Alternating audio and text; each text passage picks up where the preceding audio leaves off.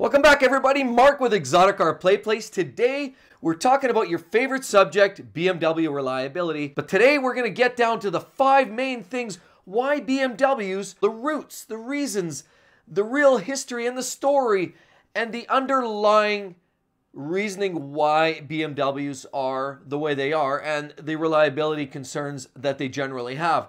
Let's get started.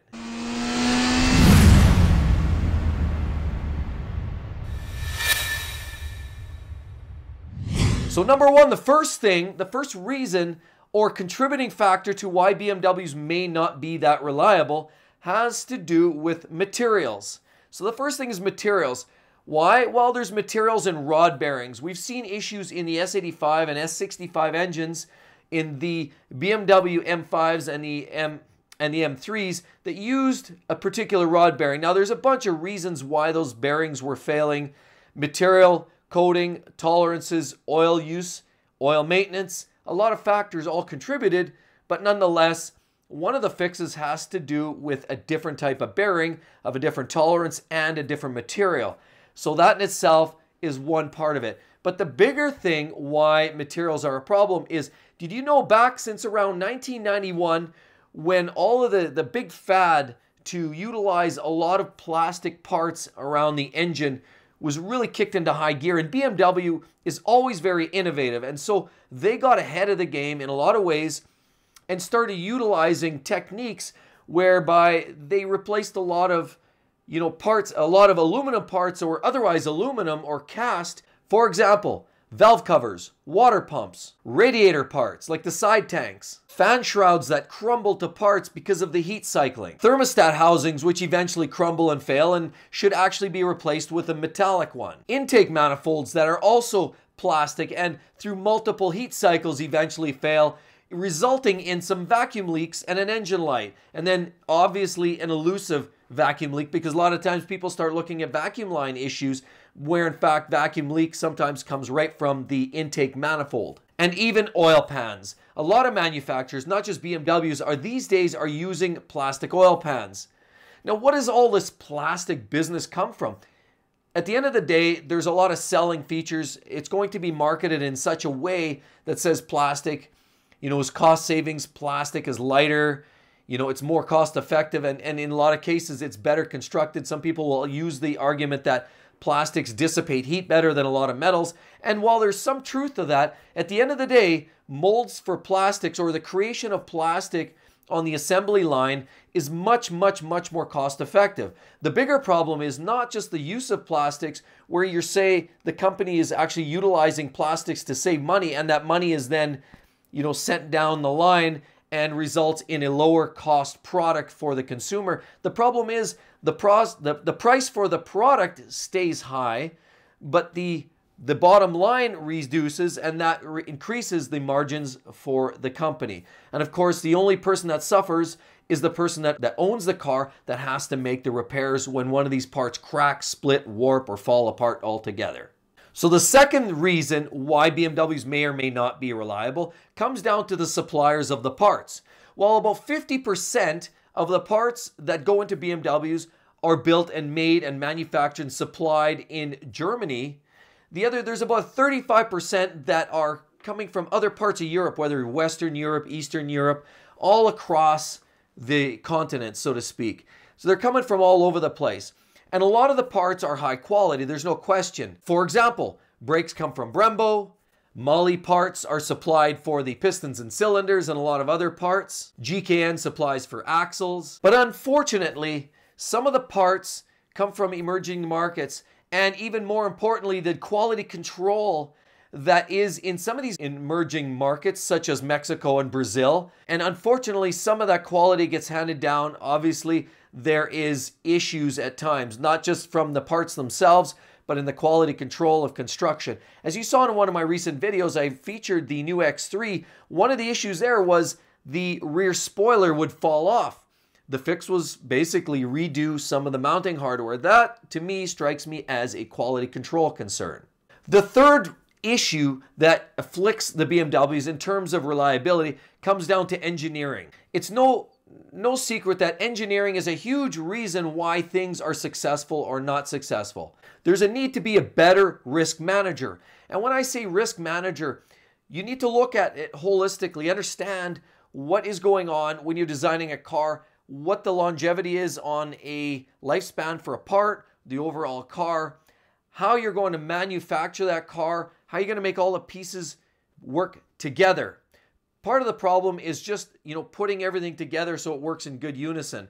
Not all the time is that done. Another issue around engineering has to do with losses. Losses because of supply chain. And when supply chain doesn't get the part to the manufacturer or the assembly line on time, that creates a backlog. That backlog then essentially creates a loss in profits. That loss in profits then, unfortunately, pushes the car company to a place where the next go around, when they create the next series or next line of cars, they have to increase their margins because they've made losses in the last run. And when losses contributes to an increased need for market improvements, what that usually means is more cost cutting, more issues with, cutting corners and trying to save even more costs. That, of course, reflects back down onto the consumer, which hits hard. Again, more plastic parts, more cutting of corners, things that are, an effort to try to maximize profits. The fourth thing, really, why BMWs can maybe not be as reliable as they could be, really essentially comes down to more at the baseline, the ownership level, and it's maintenance. One of the biggest enemies of these BMWs is the service intervals. Now, there's no secret, BMW has really extended some of the oil service intervals and some of the other intervals in general for satisfying a market that demands this. In a place where every car manufacturer is essentially looking for ways to market their product to make it more desirable, people love to hear things like, oh, you don't need to change oil for 20,000 kilometers, 25,000 kilometers. You don't need to change spark plugs for 100,000 kilometers. You don't need to change coolant for 100,000 kilometers or brake fluid for 50,000 kilometers. These are all marketing ploys. And sadly enough, the maintenance really essentially boils down to you, the consumer, the owner of the car.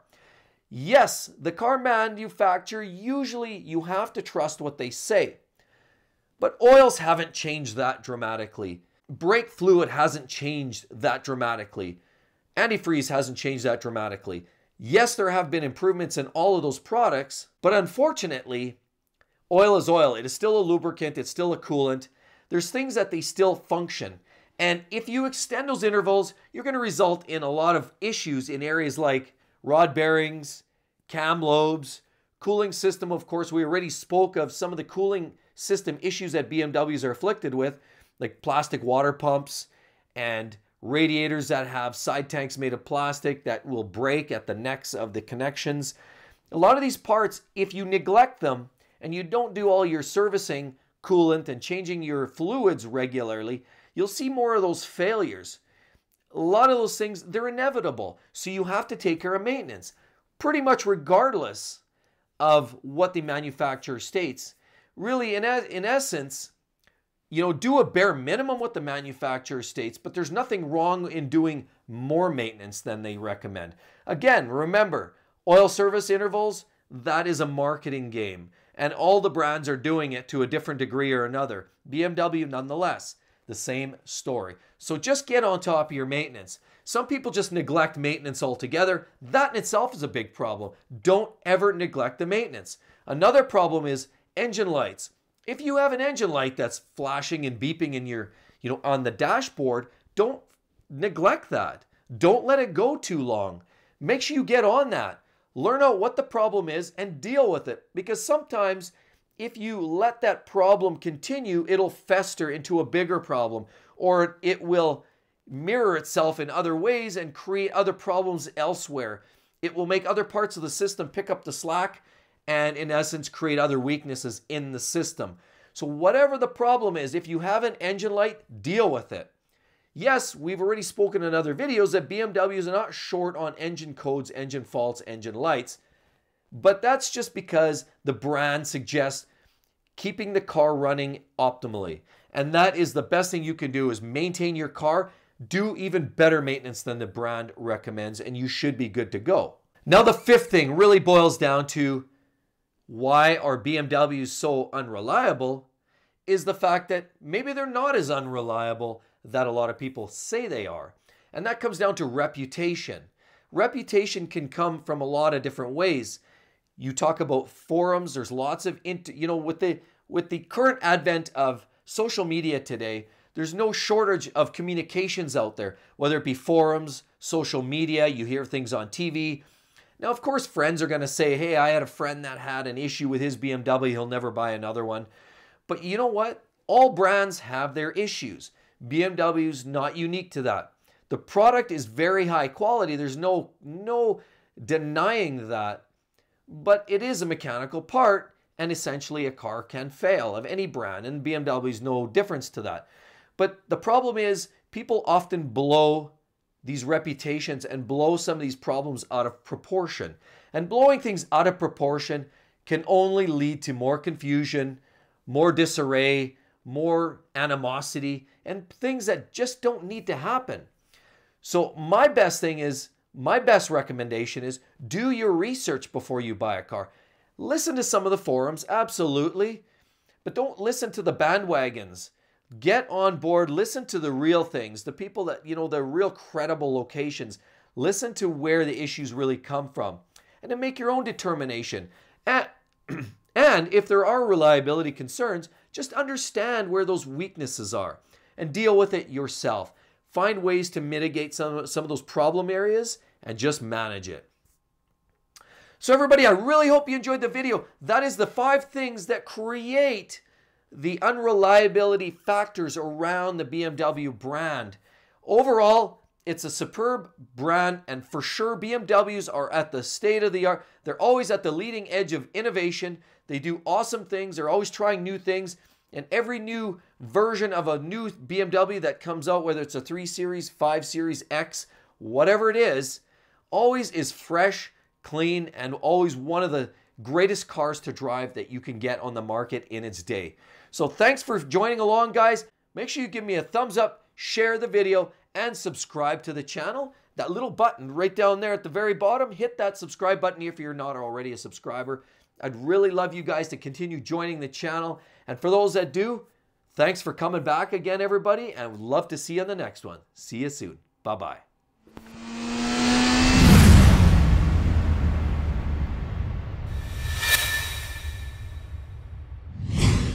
And I just can't help but mention, I've already had a few people talk and make references to Scotty Kilmer, that huge car channel YouTuber that talks about the real nitty-gritty of mechanical failures. And yeah, to that, so special shout out to Scotty Kilmer.